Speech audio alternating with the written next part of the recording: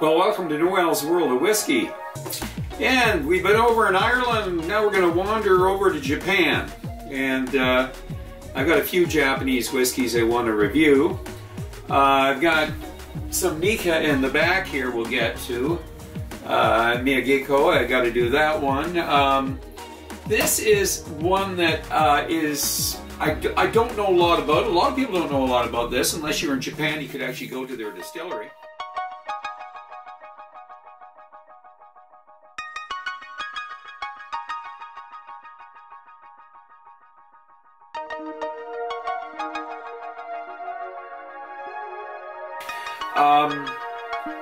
They've only been distilling, well, supposedly 2015 is what they said, but now they're saying their actual stills, the big stills they got now, the bigger stills they've got, it was 2017 when they started distilling single malts. But anyways, they've been around since 1910.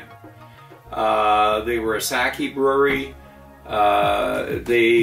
Shoshu distillery, basically make a plum liqueur. They've been doing a few things, so they do have a history. It's quite controversial too, this distillery, because evidently there was some misleading. It wasn't law-breaking stuff, that's for sure, but more misleading. Now this is just stuff I've read. I'm not sure I agree with all of it, by the way. This is an old company. I think what they did was what all those companies did at one time. Nikka, Suntory, they all took whiskey or whiskey knowledge and even brought in whiskeys from Scotland. And that's what these guys are doing. So this is supposedly a blend of single malt, non-chill filtered, 46 ABV, and I think they do a 43 and a 46, non-chill filtered. They also do a cask strength, no coloring added. I know, they're ticking the right boxes, I think. Basically, what can we say about them? I don't know. I've done quite a bit of research trying to find more information. I got some pictures of what their stills, their older stills look like and what their newer stills are like. And their older stills remind me of something you might see in the Ozarks, or you know, in the backwoods of Kentucky. They're you know, making shine. They're not big. They're not big stills. Let's put it that way. But anyways, Kurayoshi, 12-year-old. So there it is. The Kurayoshi 12-year-old, and hopefully it gets focused, and you can see it's a natural color. Now I don't know as far as finishing. This is just finished in bourbon. I didn't get enough information on that, so this is going to be more of an exploration. What is it finished in? I don't know. So let's crack it open here. And I mean, definitely to be a credible single malt. And this did win awards. It won a gold in San Francisco. I forget what year it is. I'll have to check it out there. It should say right on here. World Spirits Competition, San Francisco. It won a gold. Oh, I think this has got a screw top. This is like a Nikka. It doesn't hurt the whiskey, but I'm a cork guy. So, anyways, let's give this thing a pour. Where these things are matured, there is a good chunk of the Angel's Share. It's not like they're a super cold climate. I think in the cooler months, yeah, they do get some snow there. Mount Dyson is close to this community, Kurayoshi, which is between Tottori and Matsu, and that would be north of Yokohama on the opposite side, on the west side of the island, Honshu Island, and it is halfway between Osaka and Hiroshima. So you'll see it on the map there, but anyways. So it gets its water, good water. That's why they located it there. It comes down from Mount Dyson, and that is a park, by the way, very close by. And it also has, it runs through the volcanic rock. I assume that's basalt and that. So, but anyways, let's get right into this here, and let's give it the nose. It's got a sweet nose. Pears and apples, and a bit of apricot going on. Fragrant. Maybe roses, like fragrant roses. Yeah, you got a little bit of almost a leathery smell to it as well. Like it has a delicate smell. It's not a heavy smell like the when I was doing the Irish. It's not intense, let's put it that way. Fragrant. Matches the box. And yeah, I'm going to say I'm getting a little bit of, it could be cinnamon. And a slight bit of muskiness to it as well, but that's more of a fragrant muskiness. I'm not getting any of the dark fruits, so maybe a slight bit of maybe raisin or something, but it's mostly the white fruits and like I say, the apples, and there is some citrus notes. Wee bit of chocolate going on. It's more your milk chocolate. Okay, let's go for the palate. Solange.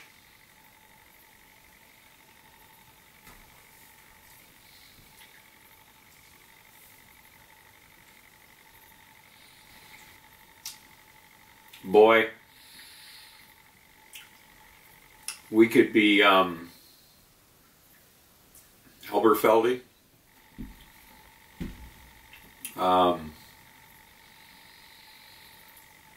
Even some Glenlivet.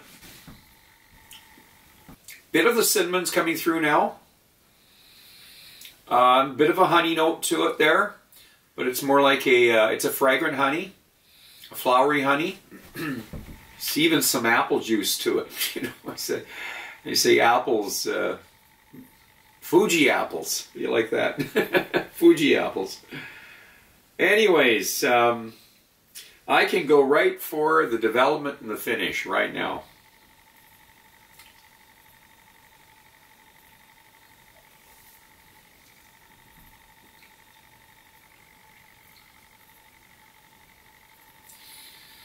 Getting a little more body,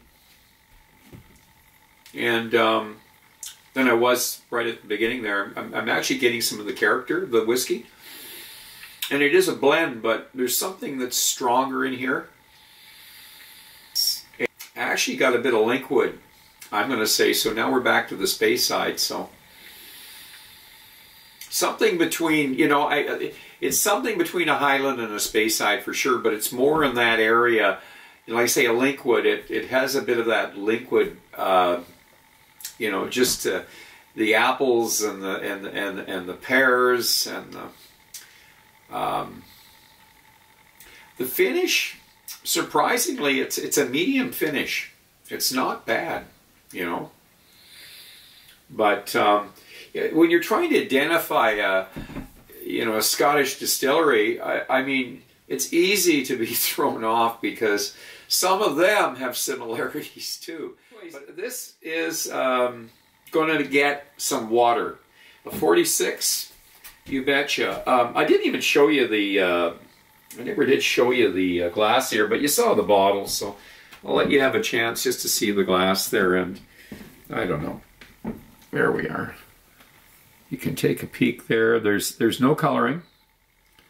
And I'm not even going to try to get you to focus on the legs there, but we'll get the old spin there. You might see something, but yeah, I can see the legs myself, but Anyways, that's good enough. So we're going to get some water, and let's see what water does to it. I got a couple of drops in there, but we'll see what happens with just a couple drops. Really brings out the apples and the pears, citrus, lemon, orange, and that fragrance. It's like a cologne of flowers. And it's a malty honey. I'd say a clover honey.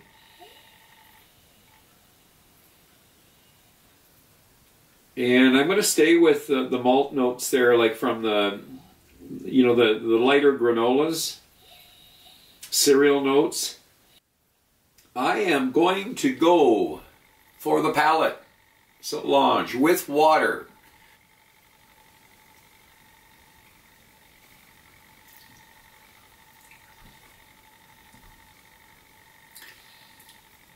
Spicy with the cinnamon. Oh, geez, very slight tobacco notes. And you know, we don't eat tobacco, but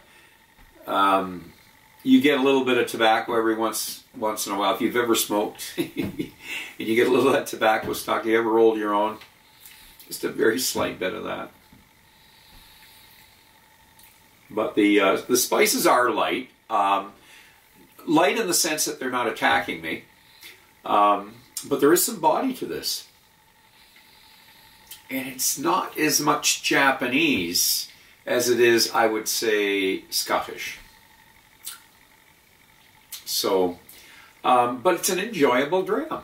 And, you know, for a 12-year-old, what I paid, yeah, 110-ish, somewhere around there, 105, I forget, somewhere in that name. That's Canadian, by the way. So I could look at it this way. Going out and purchasing a 12-year-old Aberfeldy, what's that worth? Probably a little bit less. There's quite a few Japanese, pardon me, there's quite a few Scottish distilleries that do 12-year-old presentations. Now, in a 46, if you went for a Craigellachie in a 13, you would pay less than you'd pay for this. Now, it doesn't have any Japanese whiskey mixed in with it, but I don't know how much Japanese whiskey's in here. It's just, it's questionable whether, are they able to charge that because it is actually finished and aged in Japan, and so they can, it gives them some credibility for the price. Now this, as a 12, will be a lot less than, let's say, a Yamazaki 12. It'll be half the price, you know. Or so I want to finish off the review with just some thoughts on this particular this distillery. My understanding is they have expanded to a second distillery in Totori. They are distilling their own whiskeys. They are actually distilling in both the Totori distillery as well as in the Kurayoshi distillery. A beautiful part of Japan. It's the least populated part of Japan. A lot of it is park. You've got Mount Dyson there. They have really good water sources, some of the most pure water in Japan. If we were looking at ethics, there's so many companies that had to bring over Scottish whiskies either to Canada, like I'm thinking Glenbretton, I'm thinking of Shelter Point Distillery, that I think they had to sell some Scottish whiskey getting going. I'm going to say companies like Nika, they're still bringing over, you know, Nika owns Ben Nevis Distillery. And they're still bringing over whiskey for blending. I believe their barrel whiskeys are blends with some Ben Nevis in them. So, but anyways, the trouble with the whiskey in Japan is that the demand is greater than what they can produce, so it skyrockets the price. And these companies, they want to start up. This company, in all fairness, they've been going since 1910. They were a sake brewery, and then they, got into shoshu and the plum liqueur. They do have some history and some experience. Now, for them to be able to finance their pot stills, these big pot stills they got, they had to sell blended whiskey from places like Scotland in order to be able to make enough profit to get into the distilling business. Now, they had 3 smaller Portuguese pot stills that I think now they use them for, for their gin and their brandy. But they have the 2 big pot stills now, and they are distilling at Kurayoshi and Tottori. So this 46 ABV is a decent whiskey, but here is my dilemma. Giving this a score. I like the whiskey. I think it's a decent whiskey. I am looking at Mortlach, 12-year-old, under $70, 43.8%. Let's just call it a 44%er. So it's within 2% of that ABV. 105-ish, under 70. Let's look at this guy. This is a killer. Glengarrick, 48%, natural color, non-chill filtered, 65-ish, $65. We'll go up a little bit here. Let's look at this Loch Lomond, 46%, beautiful whiskey, natural color. It is non-chill filtered. I paid around $70 for this. One of my favorites, a Craigellachie 13. It's been around forever. It's in the $70 range, $75 range, somewhere in that area there. 46% ABV, non-chill filtered, and of course no color added. So I could have kept bringing out whiskeys here, but what I'm saying is, you take a look at these whiskeys here, and this is a great whiskey, but it's not going to get the points these guys do. So I am looking at this as an 82, maybe an 81. I don't know. 81, 82. I just, for what you're paying for that and what you're paying for this, I think that's how I have to leave it. So I'm looking forward to doing the 43 because it also, the Kurayoshi 12-year-old 43% ABV is natural color, non-chill filtered, but it's supposedly distilled whiskeys from Japan, aged 12 years.